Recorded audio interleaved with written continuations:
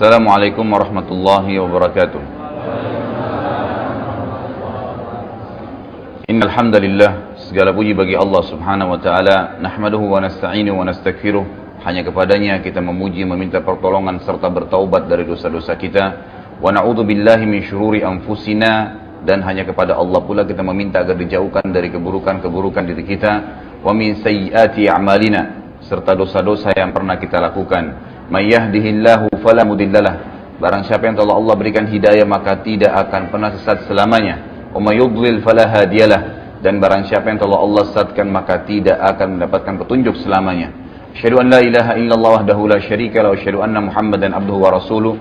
Saya bersaksi tiada Tuhan yang berhak disembah kecuali Allah, dan Muhammad benar-benar hamba juga utusannya. Qala Allah Ta'ala, Allah mengingatkan kita dalam kitabnya, Ya ayyuhalladzina amanu taqullaha haqqa tuqatih wa la tamutunna illa wa antum muslimun. Hai sekalian orang-orang yang beriman, bertakwalah pada Allah, patuhlah pada Allah sesungguhnya Tuhan sebenar-benar patuh, dan janganlah sekali-kali kalian meninggal dunia kecuali dalam keadaan Islam. Di ayat yang kedua qala Allah azza wa jalla, ya ayuhan nasu taqu rabbakumul ladzi khalaqakum min nafsin wahidah wa khalaqa minha zawjaha wa batha minhuma rijalan katsiran wa nisaa'a. Wattaqullaha alladzi tasaaluna bihi wal arham innallaha kana 'alaikum raqiba. Hai sekalian manusia, sekali lagi bertakwalah atau patuhlah pada Allah satu-satunya Tuhan yang telah menciptakan kalian dari jiwa yang satu, yaitu Adam alaihissalam, dan telah menjadikan dari jiwa yang satu istrinya Hawa alaihissalam, dan telah banyak memberikan keturunan laki-laki juga perempuan dari keduanya. Sekali lagi bertakwalah pada Allah, hanya patuhlah kepada Allah dan jagalah hubungan silaturahim, sesungguhnya Allah senantiasa mengawasi kalian. Di ayat yang ketiga, Ya ayyuhalladzina amanu taqullaha wa qulu qawlan sadida yuslih lakum a'malakum wa yaghfir lakum dhunubakum wa may yuti'illaha wa rasulahu faqad faza fawzan 'azima. Hai sekalian orang-orang yang beriman, bertakwalah pada Allah, patuhlah hanya kepada Allah, dan ucapkan kalimat yang benar. Niscaya Allah akan memperbaiki amal-amal perbuatan kalian, mengampuni dosa-dosa kalian. Barang siapa yang mentaati Allah dan Rasulnya, maka dia telah mendapatkan kemenangan yang besar. Amma ba'd, fa inna asdaqal hadithi kitabullah. Kita tahu sebenar-benar perkataan adalah kitabullah, Al-Quran. Wa khair hadi Muhammadin sallallahu alaihi wasallam, dan sebaik-baik petunjuk setelah Al-Quran adalah petunjuk Nabi Muhammad sallallahu alaihi wasallam. Wa syarrul umuri muhdatsatuha, dan seburuk-buruk perbuatan yang tidak berlandaskan terutama dalam ibadah dari wahyu Allah, Al-Quran dan Sunnah. Fa inna kulla muhdatsin bid'ah. Semua yang tidak punya landasan wahyu dalam ibadah dikenal dengan perbuatan baru dalam Islam atau dalam agama. Wa inna kulla bid'atin dhalalah, dan perbuatan ibadah yang baru tidak berlandaskan wahyu bisa membawa pelakunya pada kesesatan. Wa dalam finnar kesesatan akan membawa pelakunya ke dalam api neraka. Bapak Ibu, ikhwah akhwat sekalian rahimani wa rahimakumullah. Sebagaimana kita sudah tahu bahwasanya pertemuan kita membahas tentang as-sirah an-nabawiyah. Dan pertemuan yang lalu kita sudah menyampaikan di mukaddimahnya apa manfaatnya mempelajari sirah, dan kita simpulkan di 5 poin besar. Saya sebutkan saja poin-poinnya. Yang pertama adalah ma'rifatun Nabi alaihi salatu wassalam, mengetahui tentang siapa itu Nabi Muhammad sallallahu alaihi wasallam, baik khalqiyah atau khuluqiyah, ya. Baik secara fisik seperti apa, dan juga secara akhlak seperti apa karakternya. Juga yang paling penting adalah bagaimana kita menyelami kehidupan Nabi alaihi salatu wassalam sehari-hari, bagaimana dia di rumah tangganya, apa yang dia lakukan di rumahnya, bagaimana beliau bermuamalah dengan tetangganya. Karena selama ini kalau orang hanya mempelajari langsung to the point ke hadis, langsung to the point ke fikih, langsung ke inti-inti hukum syariat, maka kita tidak hanya mengetahui perintah dan larangan Nabi alaihissalam, tapi dengan mempelajari sirah kita jadi tahu Nabi SAW keseharian buat apa sih.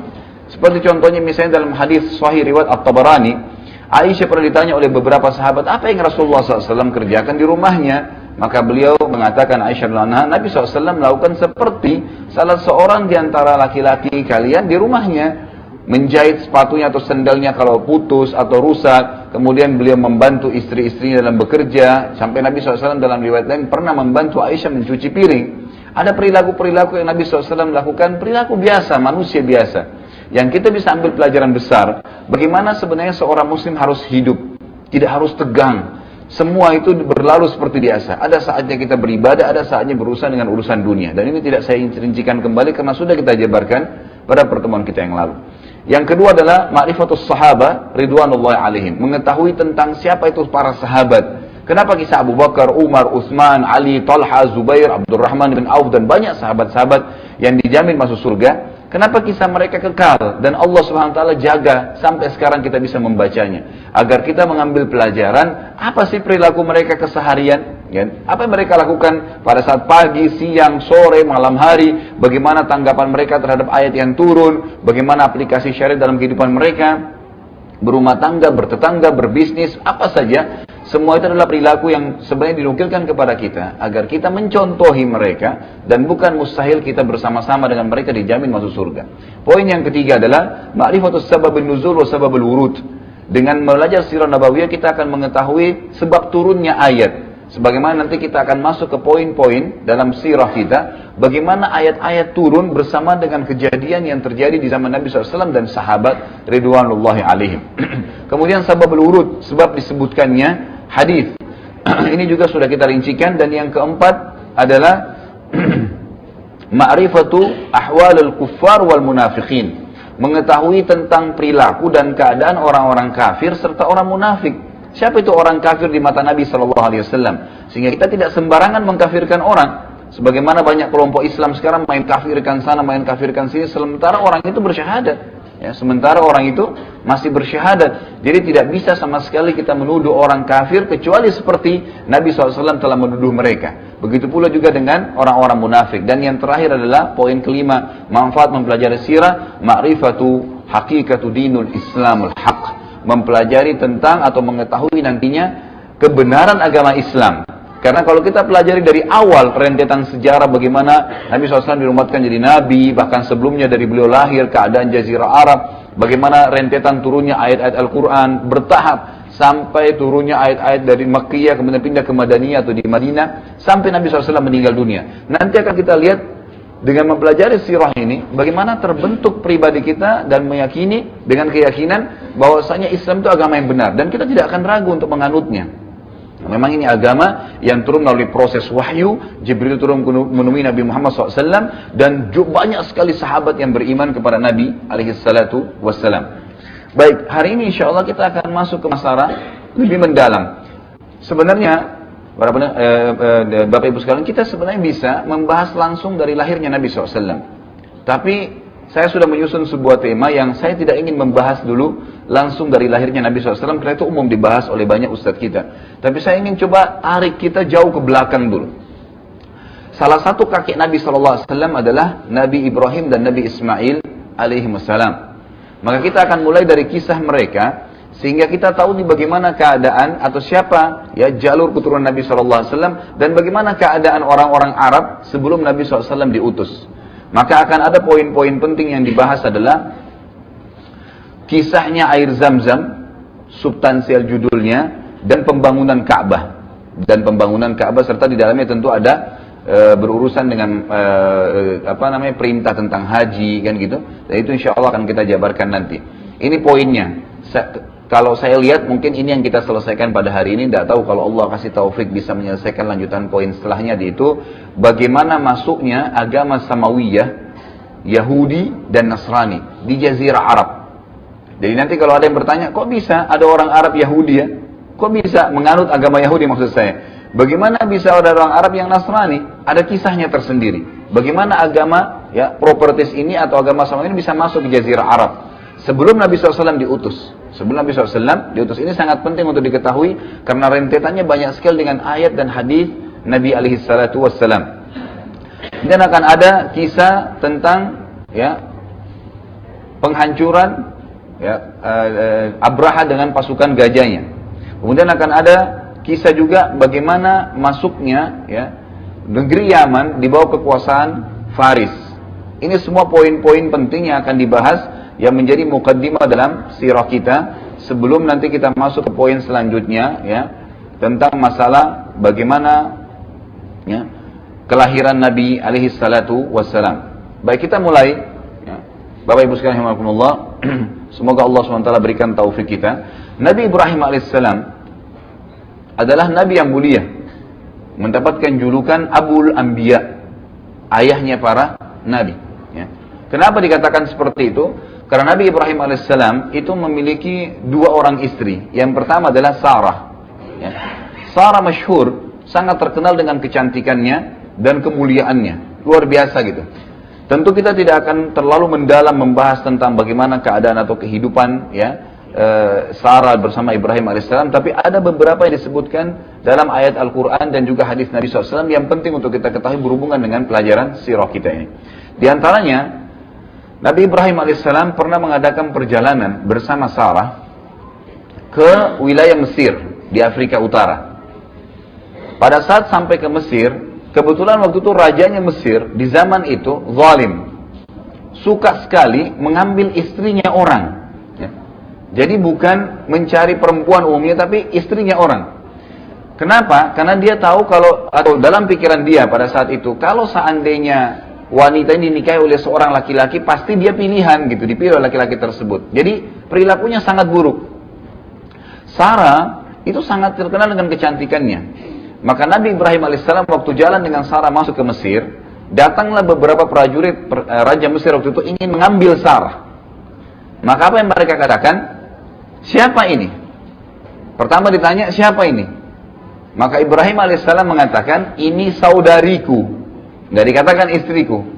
Kenapa? Karena kalau dikatakan istriku, diambil Sarah nantinya. Dan ini disebutkan dalam hadis Bukhari tentang bagaimana di mahsyar nanti, ya, orang-orang pada saat kepanasan, ya, orang membutuhkan tentang hadis syafaat kubra, ya.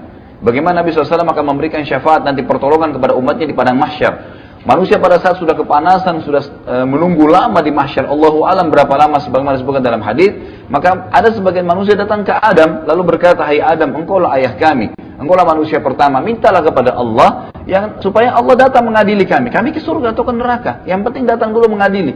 Karena di mahsyar sangat panas dan luar biasa pemandangannya gitu. Orang akan ada yang terbalik wajahnya di bawah, ada yang dibangkitkan dengan a'azzakumullah bokongnya di atas, dan beragam macam perilaku yang terjadi itu tidak kita bahas juga. Tapi yang jelas pointernya, mereka datang ke Adam, Adam mengatakan, hari ini Tuhanku telah murka, belum pernah murka sebelumnya seperti ini.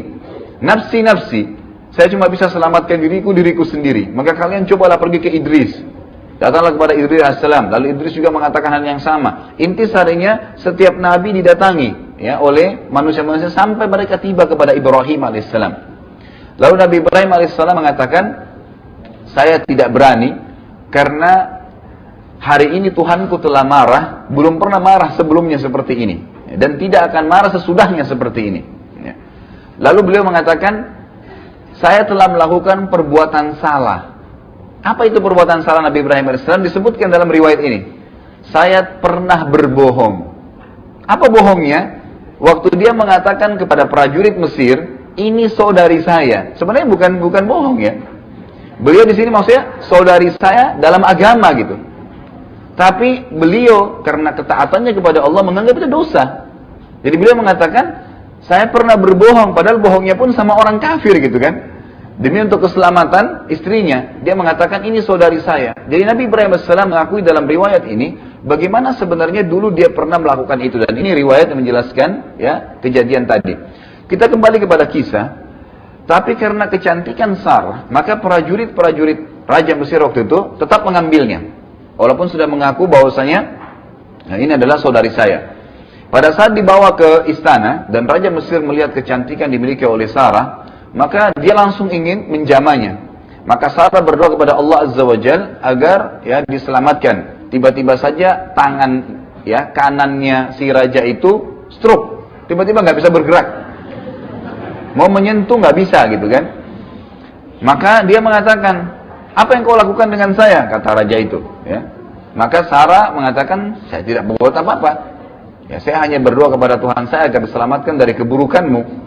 Maka dia mengatakan, mintalah kepada Tuhanmu agar saya dikembalikan ya, dan saya tidak akan ganggu kamu.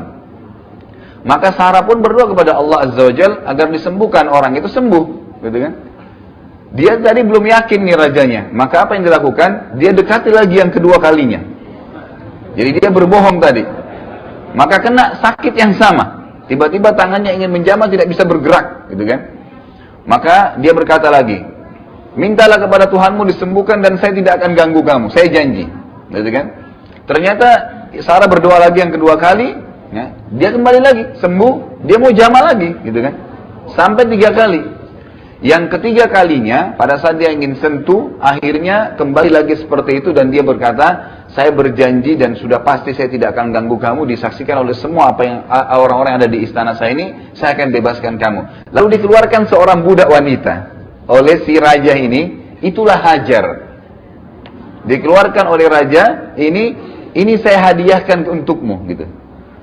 Maka Sarah pun berdoa kepada Allah dan disembuhkan tangannya. Ya. Raja itu lalu dia berkata, dalam riwayat yang masyhur, raja itu berkata, keluarkan wanita ini dari istana saya karena yang kalian bawa adalah jin. Gitu. Ya. Karena dia tidak yakin kepada Allah Subhanahu Wa Taala. Jadi dia ucapkan kalimat tersebut. Maka pulanglah Sarah membawa Hajar. Ya. Ini kisah awalnya, gitu kan? Jadi Hajar itu memang seorang budak yang dihadiahkan oleh Raja Mesir yang tadinya ingin berbuat jahat dengan Sarah. Pulanglah mereka, ya, balik.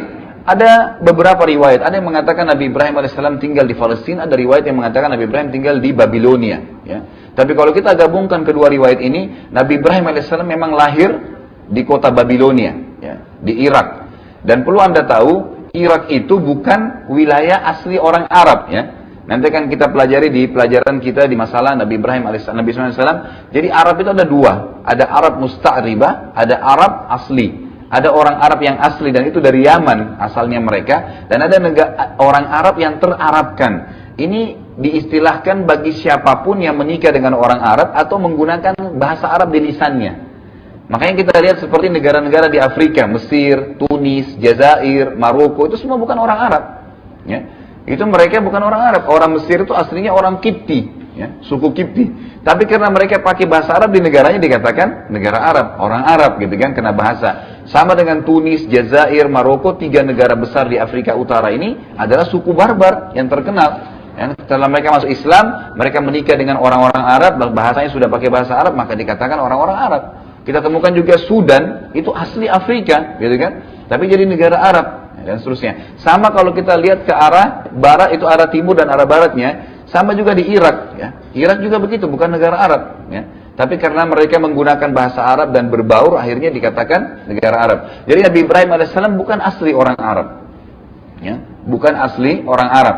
Nanti akan kita lebih jauh mempelajari masalah itu bi'idznillah ta'ala. Jadi Nabi Ibrahim AS akhirnya, Sarah akhirnya pulang bertemu Nabi Ibrahim AS dan mereka semua kembali, ya, ke wilayah Babilonia. Ya. Ini wilayah tempat lahir Nabi Ibrahim AS. Lalu mereka pindah ke Palestina setelahnya. Mereka pindah ke Palestina. Ringkas cerita adalah, karena ini cukup panjang kisahnya, ya, dan ini ada bahasan khusus tentang Nabi Ibrahim AS dengan Sarah. Intinya adalah Nabi Ibrahim AS akhirnya, ya, setelah berapa tahun menikah dengan Sarah, dan Sarah tidak memiliki anak. Ya, sebagian riwayat mengatakan karena beliau mandul, ya, beliau mandul. Sampai umurnya, ada beberapa riwayat yang khilaf, tapi ada pendapat yang kuat mengatakan umur Sarah itu mencapai 60 tahun. Tidak punya anak, gitu kan. Waktu itu ada beberapa riwayat juga yang menyebutkan Hajar dengan Sarah yang selisih umurnya cukup jauh. Nah, Hajar itu adalah seorang budak yang masih muda sekali pada saat dihadiahkan, gitu kan. Tapi tidak disebutkan umurnya. Maka selisih umurnya cukup jauh. Sarah karena merasa khawatir dan merasa kesian dengan Ibrahim alaihissalam tidak punya anak, maka dia hadiahkan Hajar untuk dinikahi. Nabi Ibrahim alaihissalam pun menikahi Hajar, dan akhirnya dengan setahun menikah, itu punya anak. Anaknya adalah Ismail. Jadi dari Hajar, itu anaknya adalah Ismail. Setelah punya anak, fitrah, ya, Sarah, itu merasa muncul, kenapa kok dia tidak bisa memberikan anak sementara Hajar bisa, gitu kan? Lalu berdoa kepada Allah Azza wa Jalla agar juga dikaruniai anak dalam kondisi umur beliau 60 tahun. Apa yang terjadi? Setelah 2 tahun proses tadi, umur Ismail alaihissalam, maka malaikat datang kepada Nabi Ibrahim alaihissalam, itu memberitahukan berita gembira. Asalnya mereka akan datang untuk menghancurkan kaum Lut, Nabi Lut, ya, yang kaumnya terkenal melakukan homoseksual. Itu keponakan Nabi Ibrahim alaihissalam. Jadi dia keponakan Nabi Ibrahim, dan orang yang paling pertama beriman dengan risalah Nabi Ibrahim adalah Nabi Lut. Setelah diutus beriman, Allah utus menjadi nabi, maka diutus dia ke kaumnya. Sebagaimana sabda Nabi SAW dalam hadis sahih muttafaqun alaih, semua nabi diutus untuk kaumnya masing-masing. Jadi sebelum Nabi SAW, itu para nabi berdakwah di masyarakatnya masing-masing. Seperti misalnya Nabi Ibrahim di daerah Palestina, Babilonia, dan wilayah Mekah nantinya. Ada 3 lokasi dakwanya gitu kan. Sementara Nabi Lut, keponakan beliau itu ada di wilayah Yordania. Ya. Kalau sekarang tepatnya batas Yordania dengan Israel ya. Itu ada laut mati, di situ wilayahnya. Dakwanya Nabi Lut, dan tidak ada kewajiban untuk berdakwah di tempat lain. Jadi khusus di wilayah situ saja. Tapi Nabi Muhammad SAW waktu diutus itu untuk seluruh manusia, gitu kan? Jadi bedanya di situ. Tapi nabi-nabi sebelumnya tidak. Sama halnya Nabi Isa alaihissalam, ya. Nabi Isa alaihissalam dikhusus untuk wilayah sendiri. Jadi keliru kalau ada orang-orang Nasrani mendakwakan agama Nasara sampai ke Indonesia. Itu keliru. Kenapa? Karena Nabi Isa itu hanya khusus untuk Bani Israel, gitu loh. Jadi dia bukan untuk kemana-mana didakwai gitu. Kalau Nabi SAW tidak, wa ma arsalnaka illa rahmatan lil alamin gitu kan. Kami enggak utus kamu kecuali untuk seluruh alam semesta. Gitu kan. Jadi jelas sekali dalam sebuah hadis sahih kata Nabi SAW, inna ma bu'ithu ilal ahmari wal aswad. Saya diutus untuk golongan merah dan golongan hitam, artinya jin dan manusia gitu kan. Jadi tidak terkecuali. Baik. Akhirnya malaikat datang untuk menghancurkan kaum Lut yang waktu itu homoseksual dan sudah dakwah tidak mau terima. Tapi sebelum ke tempat kaum Lut, Nabi Lut alaihissalam, mereka mampir dulu di rumahnya Nabi Ibrahim alaihissalam. Malaikat ini yang diutus oleh Allah Subhanahu wa taala. Dengan tujuan apa? Ingin menyampaikan berita gembira kepada Sarah bahwasanya Sarah akan hamil dan melahirkan anak. Karena Sarah tadi berdoa kepada Allah SWT. Ini menandakan tidak ada yang mustahil bagi Allah Subhanahu Wa Taala. Bagaimana dalam kondisi umur sudah tua pun, mandul gak bisa punya anak, bisa hamil dengan kekuasaan Allah Subhanahu Wa Taala. Kita dengarkan kisahnya. Waktu malaikat datang ke rumah Ibrahim alaihissalam, seperti apa sih kejadiannya? Allah sebutkan dalam surah Az-Zariyat. Urutan 51 ayat 24 sampai ayat 30. Ya. Az-Zariyat 54 urutan surahnya ayat 24 sampai ayat 30 yang bunyinya a'udzubillahi minasyaitonir rajim. Hal ataka haditsu dhaifi Ibrahim al-mukramin id dakhalu alayhi faqalu salaman qala salamun qaumun munkarun faragha ila ahlihi fajaa bi'ajlin samin faqarrabahu ilayhim qala ala ta'kulun fa'awjasa minhum khifatan qalu la takhaf wa basyaruhu bigulamin alim. فأقبلت امرأته في صرة فصقت وجهها وقالت عجوز عقيم قالوا كذلك قال ربك إنه هو الحكيم العليم. Sudah sampaikah kepadamu hai Muhammad cerita tentang tamunya Ibrahim, 2 malaikat yang datang untuk menghancurkan kaum Lut. Kisahnya bagaimana? Yaitu malaikat-malaikat yang dimuliakan kata Allah di ayat 24-nya. Ayat 25-nya, ingatlah ketika mereka datang ke tempatnya Ibrahim dan mengucapkan salamun atau keselamatan bagi Ibrahim. Ibrahim pun menjawab salam juga, ya, artinya keselamatan untuk kalian. Ya. Sesungguhnya kalian orang-orang yang tidak dikenal, kata Nabi Ibrahim AS kepada 2 malaikat tadi. Siapa kalian ini tidak dikenal gitu?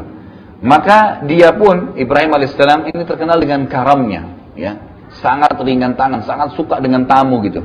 Maka pada saat malaikat ini datang, tidak dikenal, lalu dipersilakan masuk, ya, tidak ditanya siapa kalian. Yang pertama Nabi Ibrahim AS melakukan adalah, dia dengan secara diam-diam menemui keluarganya di belakang, ya, di dapurnya istilahnya ya.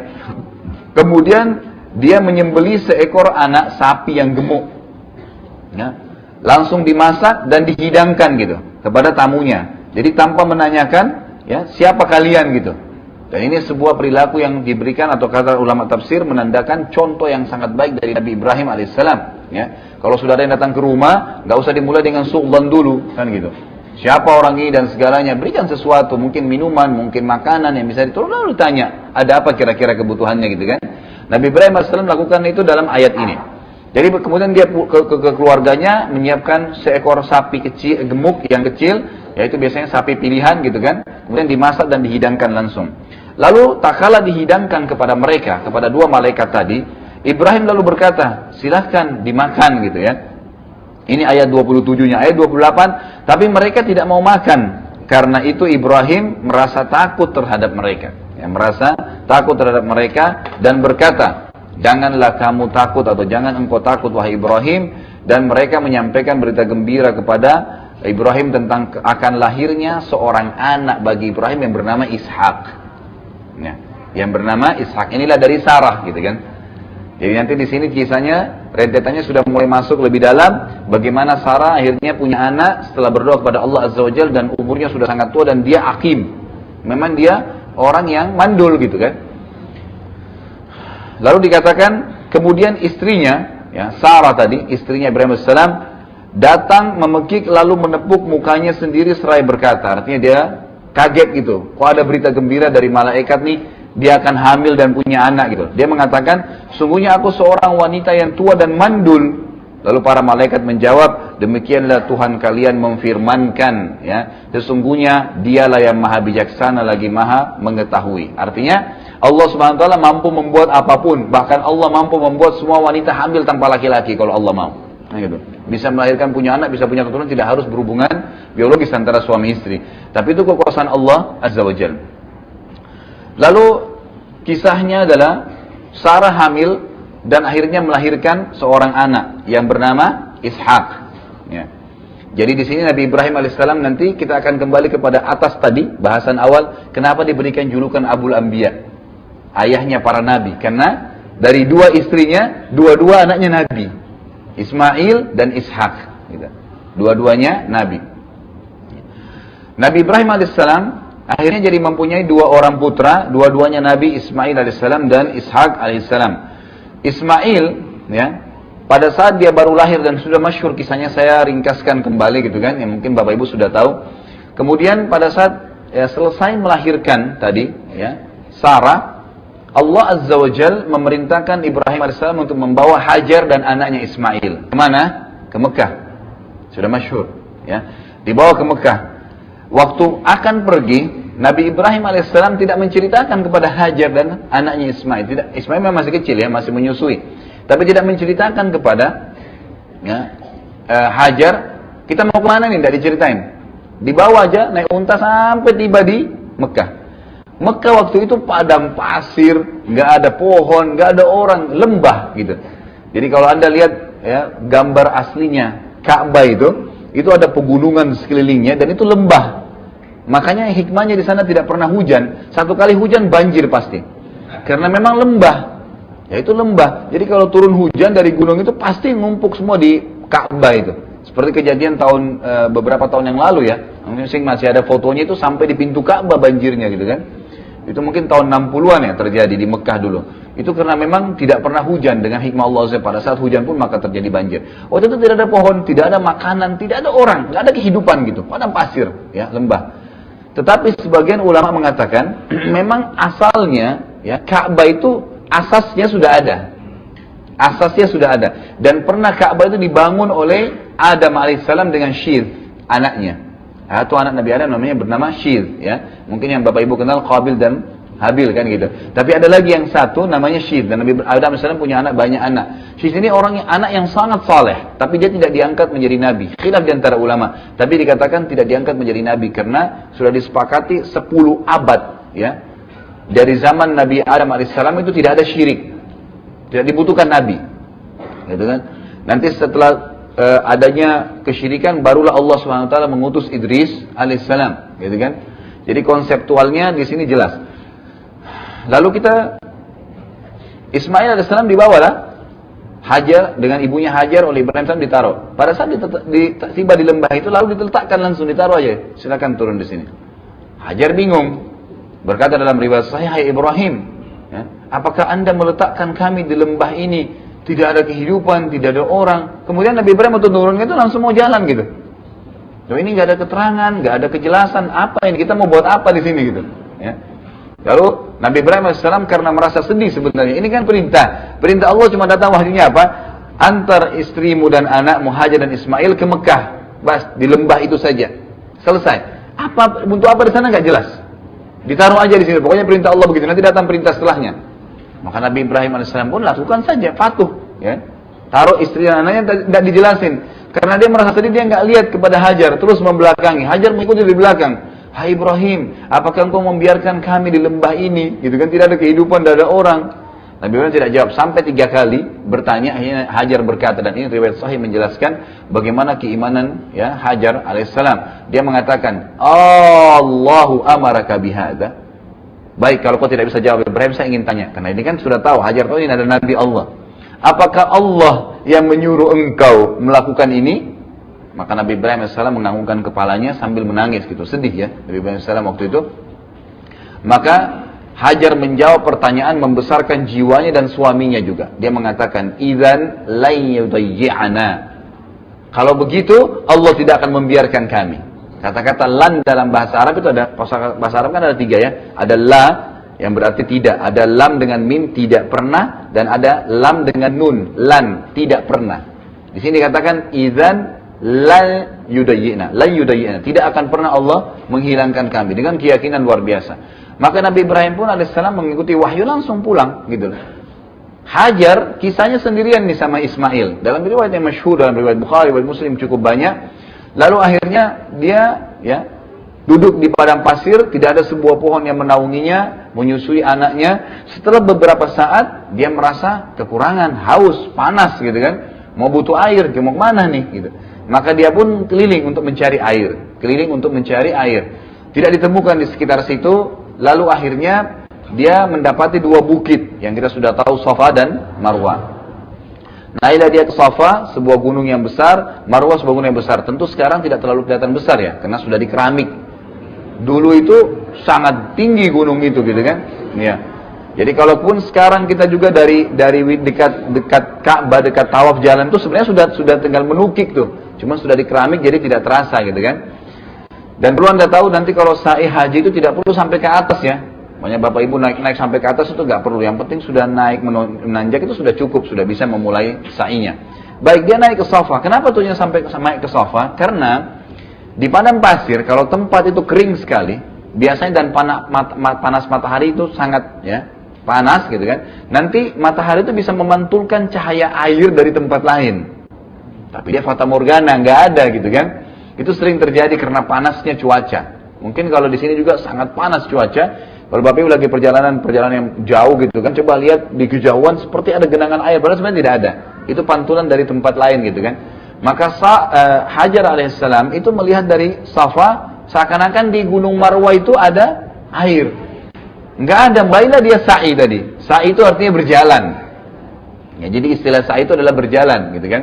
Dia jalanlah turun gitu kan. Di tengah-tengah lembah yang ada lampu hijau 2, disuruh lari kecil. Tahu nggak kenapa disuruh lari? Jadi dari situ dulu itu udah mulai menukik ke Marwah. Untuk supaya bisa gampang naiknya ke atas, maka beliau lari, gitu kan?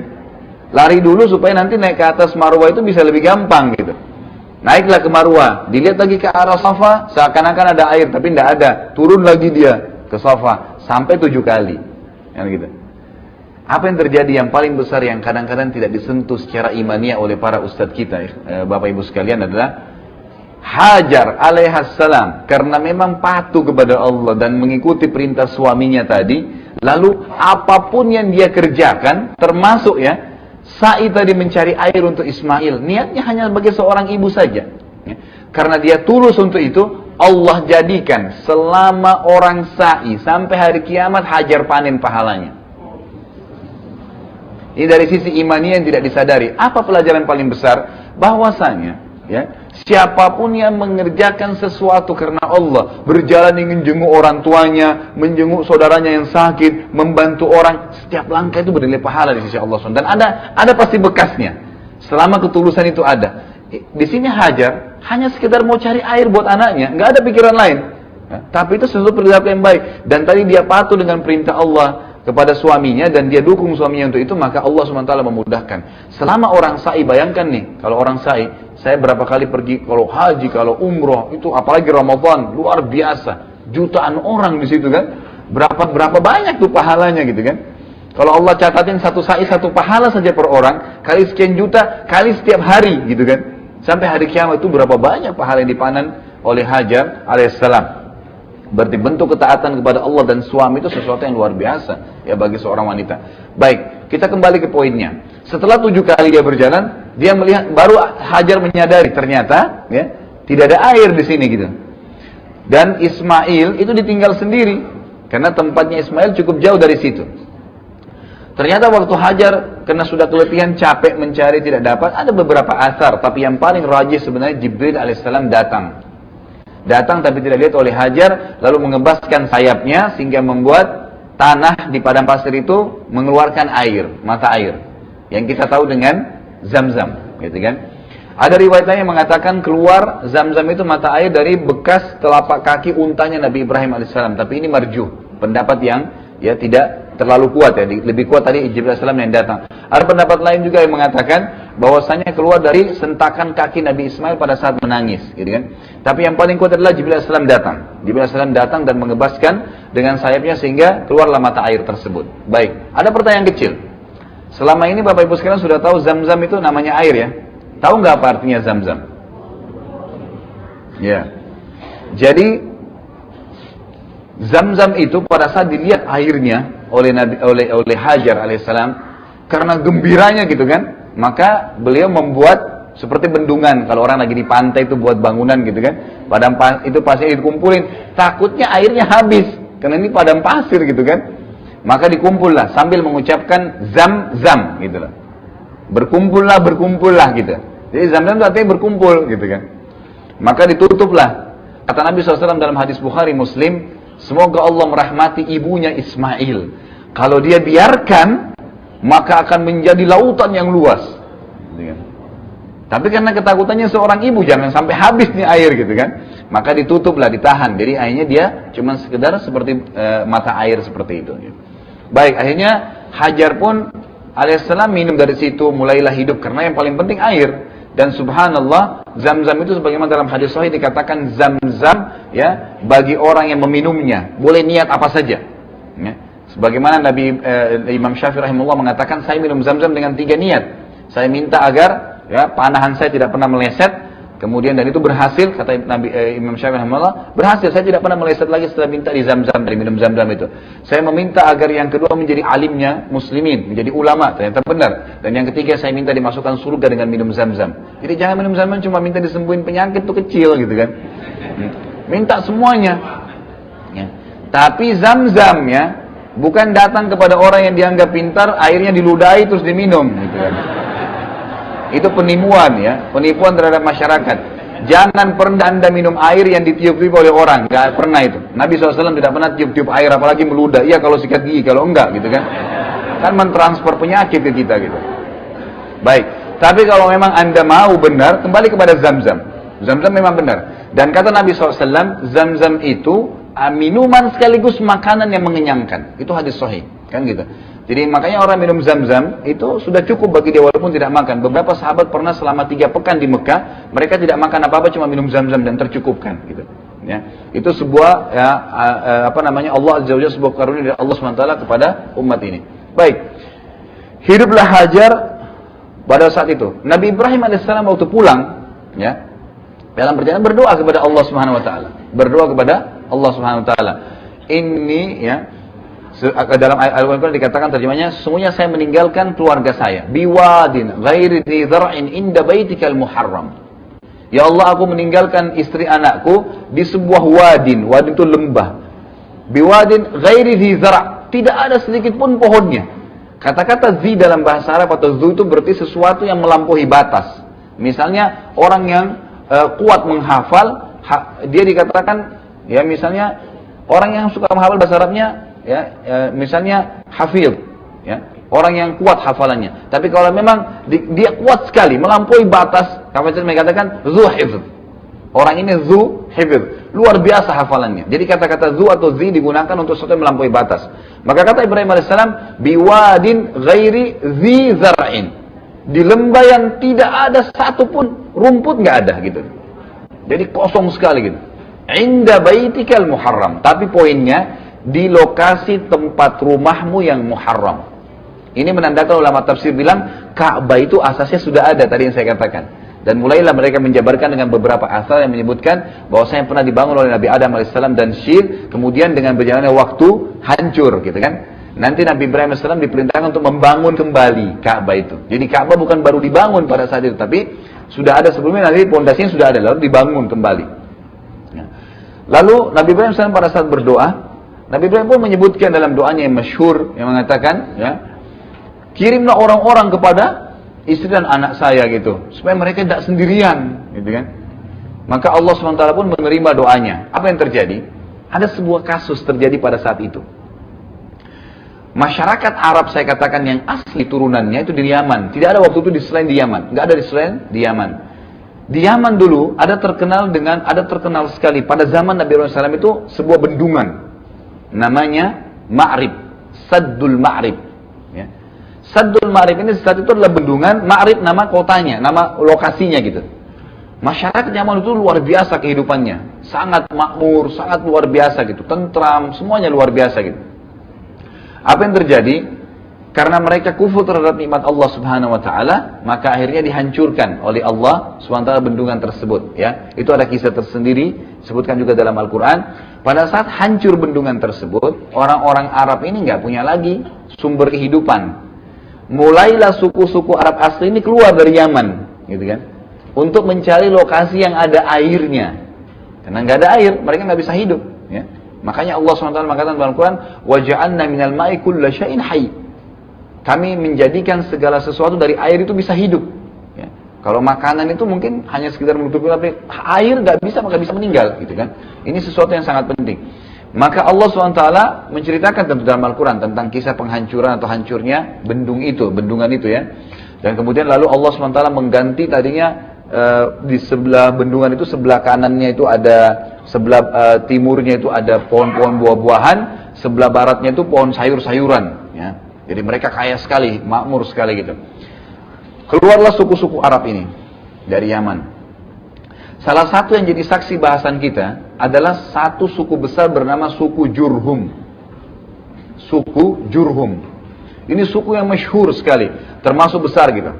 Suku Jurhum ini tujuannya mau ke negeri Syam, ya, mau ke negeri Syam.